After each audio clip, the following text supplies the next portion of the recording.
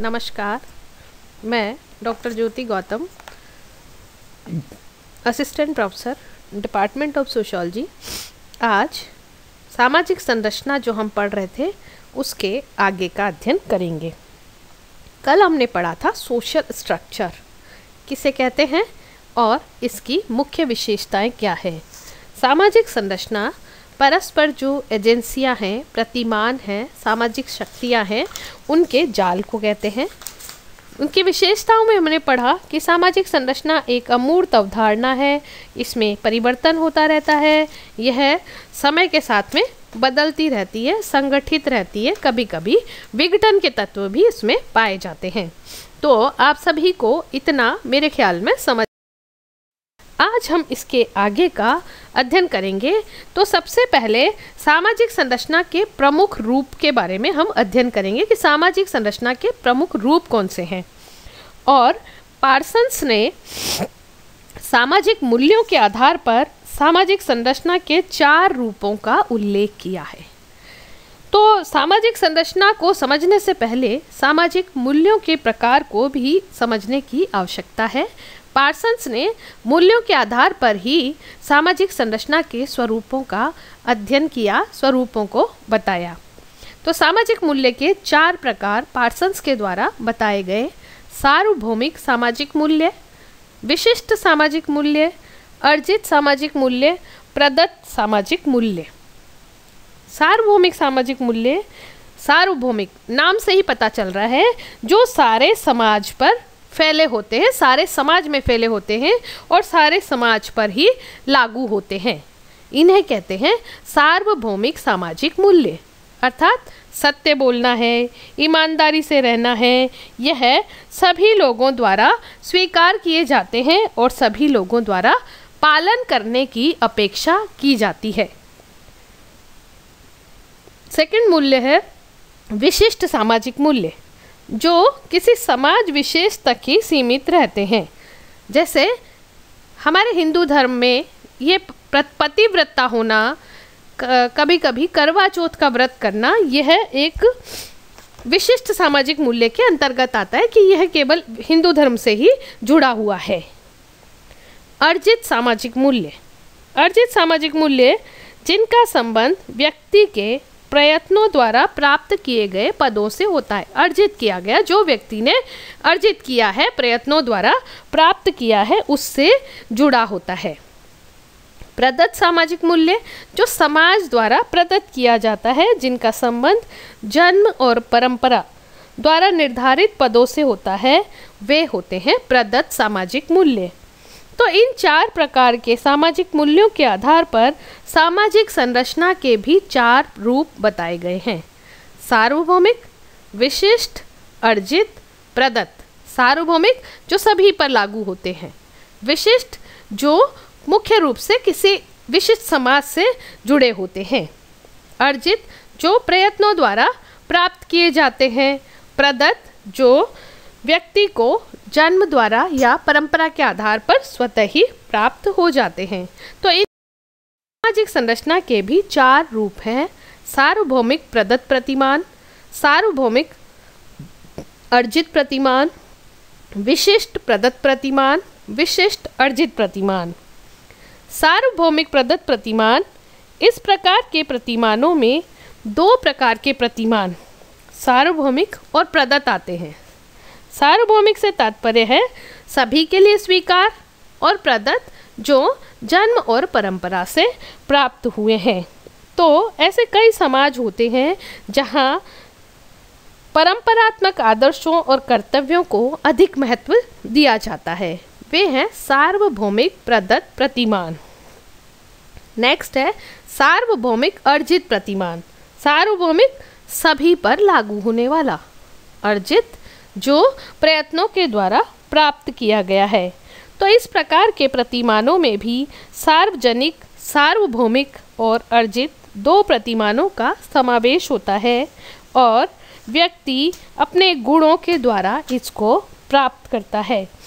जैसे सभी पूंजीवादी समाजों में संपत्ति के संचय और अर्जन को महत्व दिया जाता है, तो इसमें ये सभी में पाया जा रहा है और इसमें महत्व है अर्जन का, सीखने का, लर्न करने का, अपने आप से प्राप्त करने का। तो यह वर्ग व्यवस्था इस प्रकार के समाजों की विशेषता है। इसमें सार्वभौमिक रूप से प्रयत्नों पर बल दिया जाता है। नेक्स्ट है विशिष्ट प्रदत्त प्रतिमान। इस प्रकार के प्रतिमान रक्त संबंध एवं स्थानीय समुदायों पर आधारित होते हैं। इस प्रकार की सामाजिक संरचना में व्यक्तिगत गुणों को अधिक महत्व दिया जाता है और सामाजिक संगठन को बनाए रखने के लिए नैतिकता एवं प्रत्येक व्यक्ति द्वारा किसी न किसी कार्य को करना आवश्यक माना जाता है। विशिष्ट मतलब विशिष्ट व्यक्ति से संबंधित, पूर्णतया सारे समाज पर यह लागू नहीं है। और प्रदत्त जो उसको व्यक्तिगत गुण है उन पर इसको आधारित माना जाता है। विशिष्ट अर्जित प्रतिमान। इस प्रकार के मूल्य विशिष्ट मूल्यों पर अधिक जोर देते हैं। इसमें प्रत्येक व्यक्ति द्वारा कुछ विशेष गुणों को मूल्यवान माना जाता है, महत्वपूर्ण माना जाता है और उसके आधार पर ही सामाजिक संरचना का निर्माण होता है। परिवार, गोत्र, वंश आदि का महत्व हमारे यहाँ अधिक है, भारत में अधिक है। तो यह है विशिष्ट अर्जित प्रतिमान का उदाहरण। तो हमने देखा कि सामाजिक संरचना के भी 4 रूप हैं। जॉनसन ने सामाजिक संरचना के 2 स्तरों का उल्लेख किया है। 2 स्तरों से संरचना के 2 स्तर है, प्रकार्यात्मक उपप्रणाली और संरचनात्मक उपप्रणाली। प्रकार्यात्मक उपप्रणाली, फंक्शनल सब सिस्टम। प्रत्येक समाज को अपने अस्तित्व के लिए अपनी आवश्यकताओं की पूर्ति करनी पड़ती है। प्रतिमानों को बनाए रखना, तनाव से दूर रहना, अनुकूलन स्थापित करना, उद्देश्य प्राप्ति करना, एकीकरण करना, यह समाज के लोगों का उद्देश्य होता है जिससे समाज में व्यवस्था बनी रहती है। तो जैसे हमें देखते हैं कि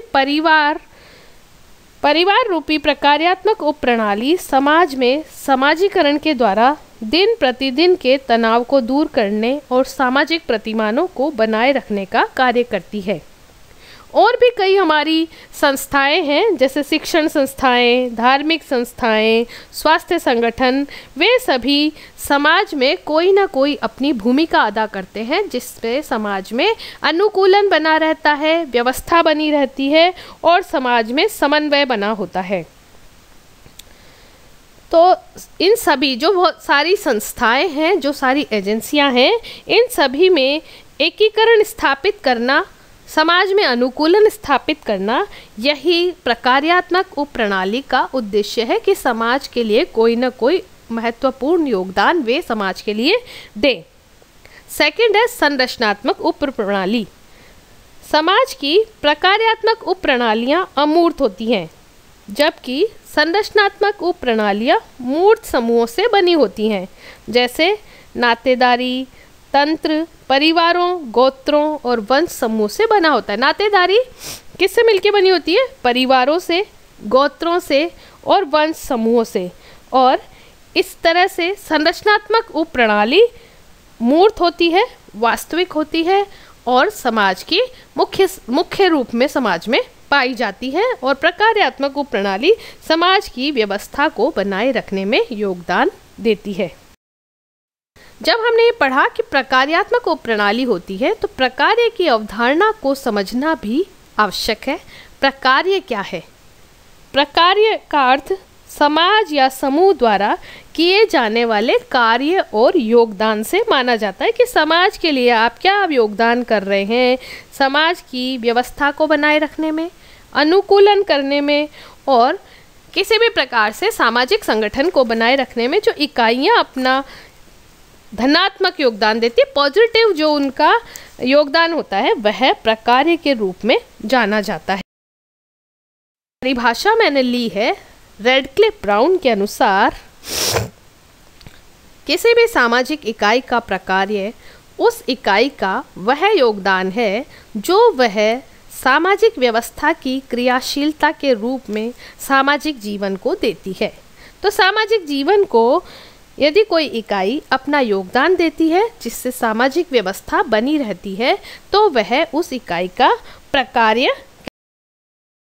एक और परिभाषा मैंने ली है मर्टन की। मर्टन के अनुसार प्रकार्य वे अवलोकित परिणाम हैं जो कि सामाजिक व्यवस्था के अनुकूलन एवं सामंजस्य को बढ़ाते हैं। तो इन परिभाषाओं से स्पष्ट है कि प्रकार्य समाज एवं संस्कृति की इकाई का वह योगदान है जो उनकी निरंतरता और व्यवस्था बनाए रखने में सहायक होता है। प्रकार्य द्वारा सामाजिक इकाई समाज की आवश्यकताओं को पूरा करने और उनमें सामंजस्य तथा अनुकूलन करने में सहायक होती है। तो प्रकार्य समाज के लिए उपयोगी योगदान के रूप में देखा जा सकता है। परिभाषा से भी स्पष्ट हो रहा है कि प्रकार्य एक पॉजिटिव योगदान है। तो इसकी कुछ विशेषताओं को हम देख लेते हैं। प्रकार्य का संबंध सामाजिक संरचना का निर्माण करने वाली इकाइयों से है। जो सामाजिक संरचना की इकाइयाँ प्रकार्य के रूप में समाज को योगदान प्रदान करती है। प्रकार्य सभी कार्यों को नहीं कहते हैं बल्कि उन कार्यों को कहते हैं जो समाज द्वारा अपेक्षित होते हैं। प्रकार्य का प्रमुख उद्देश्य सामाजिक और मानवीय आवश्यकताओं की पूर्ति करना होता है। प्रकार्य समाज द्वारा स्वीकृत होते हैं, मान्य होते हैं और अपेक्षित भी होते हैं। सामाजिक संरचना की इकाइयों द्वारा किए जाने वाले कार्य पूर्णतया समाज के लिए लाभदायक होते हैं क्योंकि वो उपयोगी होते हैं, पर कुछ आंशिक रूप में भी उपयोगी हो सकते हैं। प्रकार्य का संबंध इकाइयों द्वारा समाज को दिए जाने वाले सकारात्मक योगदान से है। सकारात्मक योगदान का तात्पर्य इकाइयों के कार्यों द्वारा समाज की आवश्यकताओं की पूर्ति से है। इन प्रकार्यों से समाज में व्यवस्था और संगठन बना रहता है तथा वे प्रकार्य सामाजिक हित एवं प्रगति में सहायक होते हैं। तो प्रकार्य सामाजिक इकाइयों का योगदान है जो समाज में अनुकूलन स्थापित करते हैं। प्रत्येक इकाई समाज के लिए कोई न कोई योगदान अवश्य देती है और यह योगदान ही प्रकार्य कहलाता है जो समाज द्वारा अपेक्षित होता है, मान्य होता है, स्वीकृत होता है। समाज में प्रकार्यों की संख्या स्पष्ट रूप से तय नहीं है और इनकी गणना करना, सूची बनाना यह भी असंभव है, लेकिन इसको धार्मिक, आर्थिक, सामाजिक, राजनीतिक आदि तत्वों के रूप में देखा जा सकता है। तो हमने समझा कि समाज की जो संरचना है, सामाजिक संरचना है, वे एक अमूर्त है। वे विभिन्न इकाइयों, एजेंसियों, प्रकारों द्वारा निर्मित होती हैं। सामाजिक संरचना की प्रणाली को दो भागों में बांटा गया था जॉनसन के द्वारा, संरचनात्मक उप प्रणाली और प्रकार्यात्मक उप प्रणाली। प्रकार्यात्मक उप प्रणाली समाज की विभिन्न इकाइयों द्वारा दिए गए योगदान को आधार पर समाज में उनकी वैल्यू पता चलती है।